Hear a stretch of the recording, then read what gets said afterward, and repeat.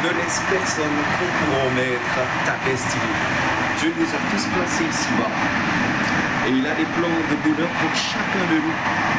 Mais dans ce monde de mensonges, de paraître, de séduction, beaucoup de personnes sont éloignées, sont écartées de leur destinée. Dieu est amour. Et ce monde, lui, surenchérit sur la séduction. La séduction est un mensonge parce qu'elle vise à servir, à manipuler et non à aimer. Rappelez-vous de ce passage de la Bible où Christ est en train de prêcher et que les personnes sont venues le voir pour lui dire « Mon frère, il y a ta mère, tes frères et tes sœurs qui demandent après toi. » Il leur a répondu « Ma mère, mon frère et mes sœurs sont celles qui font la volonté du Père. » Christ a répondu ainsi parce qu'il a très bien compris que s'il rentrait dans les émotions, qu'il allait tomber dans la distraction, qu'il allait l'égarer de pouvoir accomplir la volonté du Père. Et il en est de même dans ta vie. À premièrement, commencer dans ton entourage restreint, ceux que tu appelles tes amis, ta famille, qui vont utiliser les liens de sang, la proximité, l'intimité, pour pouvoir te détourner et parfois même te compromettre. Je haïs le sorcier, parce que le sorcier est celui-là qui a besoin des autres, mais qui veut réussir individuellement, égoïstement. Le pire, c'est que pour ça, il est prêt à donner sa femme, il est prêt à donner ses enfants, il veut tout ce qu'il y a de meilleur pour lui, mais il n'est pas prêt à assumer les conséquences. Le sorcier est celui-là qui n'assume rien du tout, même pas ses maladresses. Il parle et il se comporte comme quelqu'un d'orgueilleux. Je prie en ce matin pour que Dieu vous révèle la vérité dans vos relations, dans vos familles. Je haïs le sorcier parce qu'il est sans compassion, il est sans état d'âme. Tout ce qui compte, c'est lui et lui seul. Il n'est même pas capable d'admettre ses fautes, ses maladresses. Non, il va faire porter le chapeau à quelqu'un. Pourtant, c'est tellement simple de déceler le sorcier et les sorciers qui nous entourent. La Bible dit que mon peuple périt faute de connaissance. Et si nous périssons faute de connaissance, c'est à cause de la distraction, des sentiments, des émotions, de la séduction. Restons lucides, parce que le sorcier, lui, il est sans état d'âme. Si vous saviez seulement combien de familles, combien de foyers sont tenus captifs à cause de collaboration avec ces sorciers-là. Le sorcier est celui-là qui, lui, réussit professionnellement. Il va peut-être te laisser réussir professionnellement, mais il va s'attaquer à ta vie de famille, à ton mariage, à ton foyer, à tes enfants. Avec le sorcier, il n'y a pas de cadeau. C'est si combien même il t'a laissé ton foyer et ton mariage, il va s'attaquer à ton travail ou à tes finances.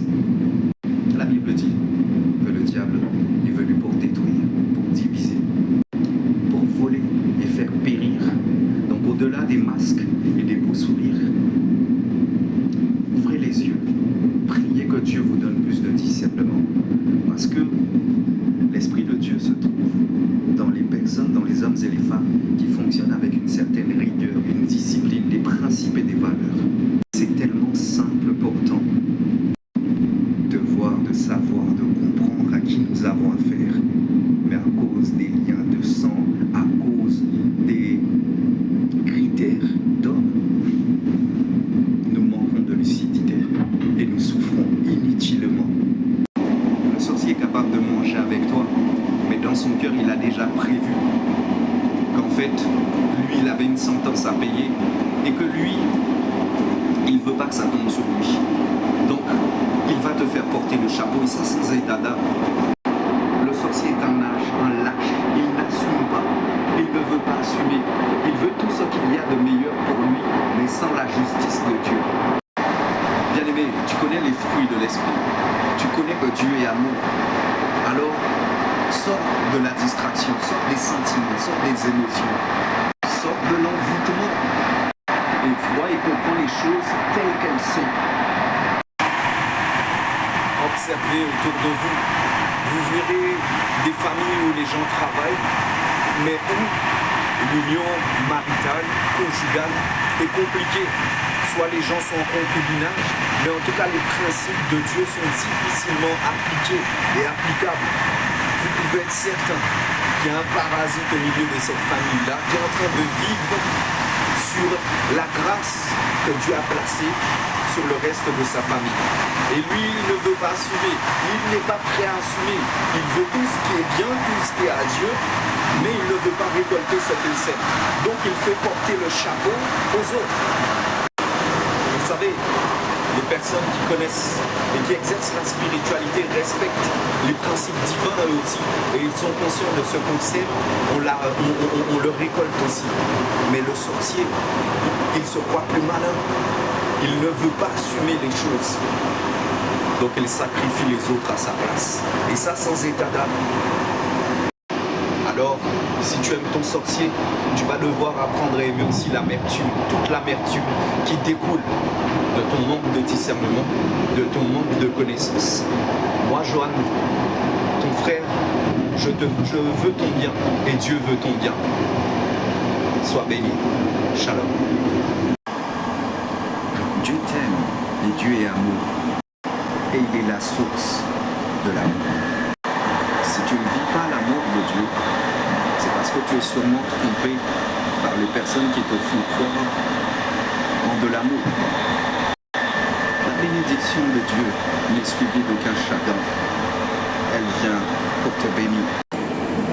Ton amour pour Dieu, ton amour pour le Créateur doit être plus fort que pour n'importe quoi. Et même pour ta famille, pour les gens même qui t'entourent ici-bas. Parce que celui qui a des plans de bonheur pour toi, c'est Dieu, c'est entre ses mains. Celui qui tient ta destinée, c'est Dieu et pas un homme. En dehors de Dieu, il n'y a pas de destinée. Et rien ne compte plus de ton existence ici-bas que d'accomplir les desseins de Dieu. Sinon, le reste n'est que distraction. Et tu risques d'être l'esclave de cette distraction. Parce que ce monde est un monde de paraître. Pendant que les gens rigolent avec toi, beaucoup sont conscients de leurs objectifs. Mais tout le monde n'est pas là pour accomplir la volonté de Dieu, ni les desseins de Dieu. Alors, reste lucide. Tout le monde veut réussir, mais il est impossible de réussir sans Dieu. En dehors de sa volonté, il est impossible.